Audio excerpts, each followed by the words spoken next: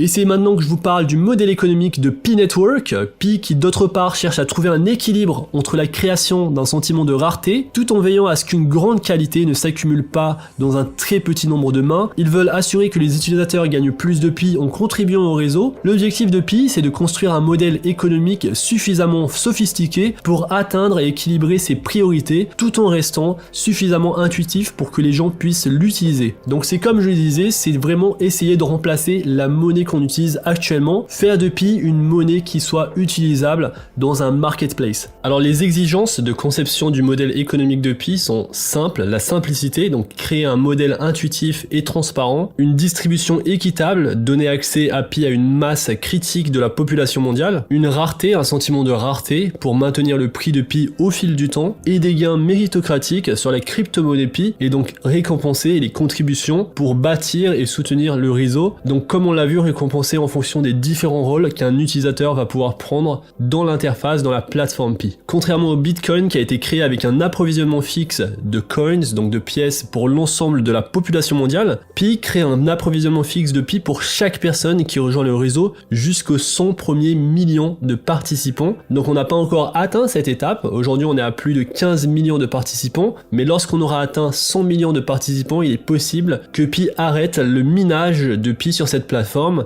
et qu'on ait donc finalement un nombre de Pi en circulation sur le réseau Pi Network. C'est à ce moment-là qu'on pourra vraiment évaluer la valeur d'un Pi, car aujourd'hui on ne peut pas évaluer cette valeur car on ne sait pas combien il y aura de Pi en circulation. On devrait donc être fixé lors de l'avancement du projet et c'est possible qu'en 2022 on ait une réponse. À la base de la crypto-monnaie Pi Network, le raisonnement pour donner de la valeur à cette nouvelle crypto-monnaie, c'est qu'elle doit être largement distribuée. Pour inciter à cet objectif, le protocole va générer également un montant fixe de Pi qui sert de bonus de parrainage à la fois pour le parrain et pour celui qui va rejoindre la plateforme. Alors que Pi cherche à se différencier du Bitcoin et éviter des concentrations extrêmes de richesse, le réseau cherche tout de même également à récompenser les membres antérieurs et leur contribution avec une part relativement plus importante de Pi. Donc ceux qui minaient du Pi au tout début recevaient beaucoup plus de Pi que ceux qui le minent aujourd'hui. Afin de récompenser les personnes qui arrivent tôt sur les réseaux, la récompense minière individuelle et les récompenses de parrainage de Pi vont diminuer en fonction du nombre de personnes dans le réseau. En d'autres termes, il y a une certaine quantité de Pi qui est réservée pour chaque emplacement dans le réseau Pi.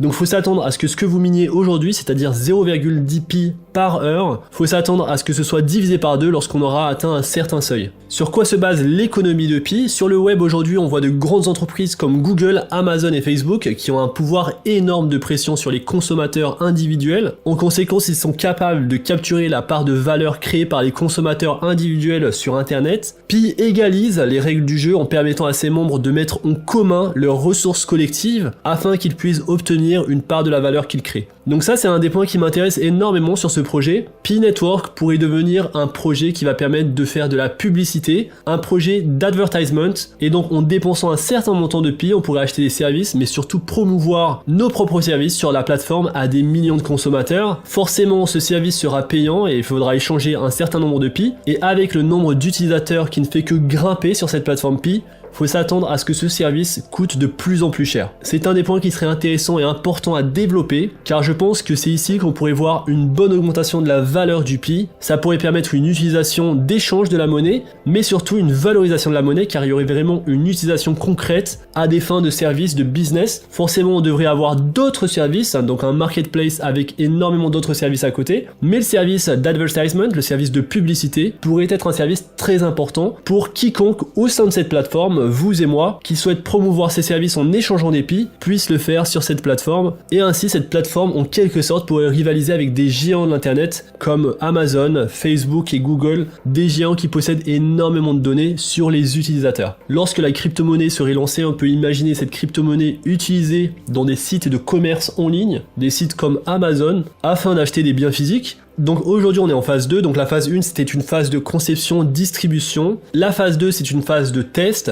donc avant de lancer le réseau principal, un logiciel Node est déployé sur un réseau de test. C'est ce qui est en train de se passer aujourd'hui. Récemment, on a eu l'ajout du wallet test, donc un test de wallet que vous pouvez faire avec des Pi qui sont virtuels. Ce ne sont pas les Pi que vous minez, et donc il y a 100 Pi virtuels que vous pouvez échanger et recevoir. La phase 3, c'est le mainnet, et c'est lorsque la communauté sent que le logiciel est prêt pour la production et qu'il a été soigneusement testé sur le réseau de test.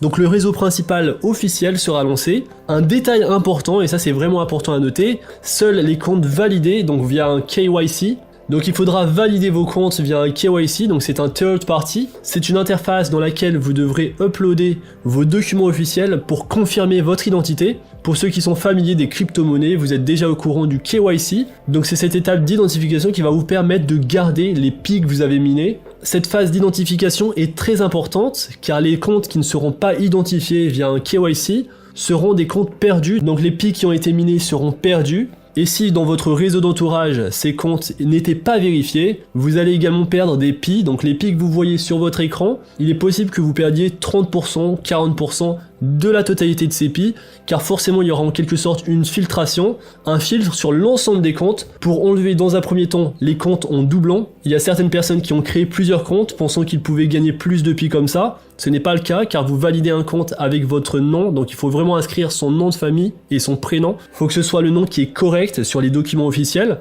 Il faudra valider ce compte via un KYC, et cette phase de validation arrivera lors de la phase 3, et c'est à ce moment-là, après cette validation, que vous garderez les PI que vous avez minés, et lorsque tout le monde aura fait cette validation, on aura finalement enfin une idée du nombre de PI en circulation. Aujourd'hui, il y en a énormément, mais il y a également beaucoup de comptes en double, et il va y avoir beaucoup de comptes qui ne seront pas validés, malheureusement. Ces comptes seront perdus. Ça aussi, ça va augmenter la valeur du PI, car on va réduire la circulation en PI via cette étape de validation. Donc sur cette troisième étape, aucune autorité centrale ne contrôlera la monnaie, donc ça c'est bien entendu, c'est une crypto-monnaie. Elle sera entièrement décentralisée, les soldes de faux utilisateurs et d'utilisateurs en double seront supprimés. C'est la phase où Pi peut être connecté à des échanges et être échangé contre d'autres devises. Cette phase devrait arriver probablement fin 2021, début 2022. Je vous tiendrai bien entendu au courant. Et donc à la question, quelle est la valeur de Pi ? On n'en a aucune idée pour le moment car on ne sait pas combien il y a de Pi en circulation. On sera donc fixé prochainement. Pour le moment, les investisseurs ne peuvent pas échanger les Pi Coins. Il s'agira d'un bon investissement lorsque l'équipe aura exécuté la phase 3. On verra, on regardera ensemble la valeur du Pi. Faut pas s'attendre à des miracles. La valeur du Pi va dépendre vraiment de la valeur qu'on donnera à cette crypto-monnaie. Je pense que beaucoup de gens aussi ne comprennent pas l'intérêt des crypto-monnaies et certains pensent que ce sont pour la plupart des investissements comme du Bitcoin, donc des investissements à garder. Ici, vous l'avez vu, ce n'est pas l'idée de Pi Network. Le Pi Network se veut une monnaie d'échange. La valeur dépendra donc de ce qu'on lui donnera. Au final, le modèle économique de Pi ne se rapproche pas vraiment du Bitcoin, mais plus des autres crypto-monnaies qui ont une valeur assez faible et qui peuvent servir de monnaie d'échange. Donc la valeur du Pi pourrait possiblement rester aux alentours de quelques euros et servira donc réellement de monnaie d'échange. C'était l'objectif du Bitcoin, mais ce dernier est devenu une monnaie refuge par un manque d'utilité et une rareté élevée. Ce sera pas normalement le cas avec Pi Network, car on veut que cette rareté reste, on veut que la valeur augmente, mais il y aura une utilité à cette crypto-monnaie, et donc le marketplace devrait rendre la crypto-monnaie facilement échangeable. Pour moi, comme vous l'avez deviné, les prochaines années, l'avenir se situe dans la manière de gérer les data, les données des utilisateurs, et ici, Pi possède une base de données énorme. Si elle réussit à rendre cette plateforme intéressante en créant une plateforme sociale, à la manière d'un WhatsApp ou d'un Facebook, mais également en donnant la possibilité aux utilisateurs de créer leur propre publicité, pour mettre en avant leurs services, alors la valeur de Pi devrait bien augmenter car les gens payeront assez cher pour être vus par des millions d'utilisateurs. Ça poussera aussi les utilisateurs à échanger des Pi dans un marketplace. On peut imaginer un Instagram pour mettre en valeur nos services, nos images, et je peux vous garantir qu'il y aura énormément de gens pour mettre en avant leurs services, et je doute honnêtement, avec le nombre d'utilisateurs qu'on a sur cette plateforme et la facilité d'accès via un téléphone, je doute que ça coûte moins d'1 euro. Donc ça c'est ma conviction en tout cas sur les prochaines années, donc peut-être les 5 prochaines années ou les 10 prochaines années. Il va falloir voir la direction des fondateurs du Pi Network, il va falloir connaître le nombre de services associés à cette plateforme et comment justement la communauté va réagir au lancement du Pi Network, car c'est vraiment un travail sur la communauté. Si la communauté considère que 10 centimes c'est suffisant comme valeur pour le Pi Network, donc il faut pas s'attendre à des miracles et c'est possible que cette valeur reste comme ça pendant plusieurs années. Par contre, si la communauté décide de garder ces Pi le jour du lancement et pense que la valeur devrait être plus aux alentours de quelques euros, quelques dollars, alors on peut se faire pas mal d'argent si on commence à miner aujourd'hui. Donc